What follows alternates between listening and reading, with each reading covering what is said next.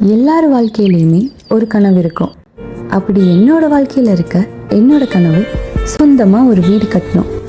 சொந்தமாக வீடு கட்டுறதுக்கு எவ்வளோ செலவாகும்? நம்ம பட்ஜெட்குள்ளே முடியுமா? யார் அதுக்கு ஹெல்ப் பண்ணுவாங்க? இதுக்கெல்லாம் என்னதான் தீர்வு? பார்க்கில் தனியாக வாக்கிங் போகிறதும் சுகமாக தான் இருக்குது. இவன் இங்கே இருக்கா?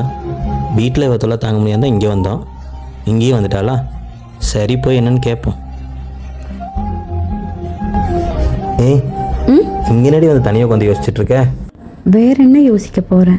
வீடு தான். நமக்குன்னு ஒரு வீடு கூட இல்லை. பாப்பாவும் வளர்ந்துட்டே இருக்கா.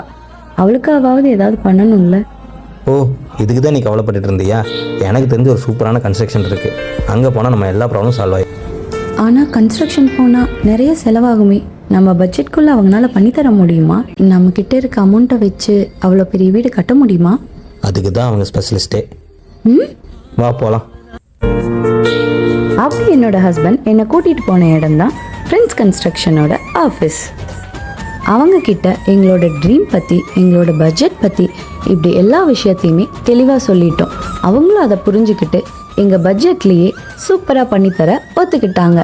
அப்புறம் என்ன, வேலையை ஸ்டார்ட் பண்ணிட வேண்டியது தான்.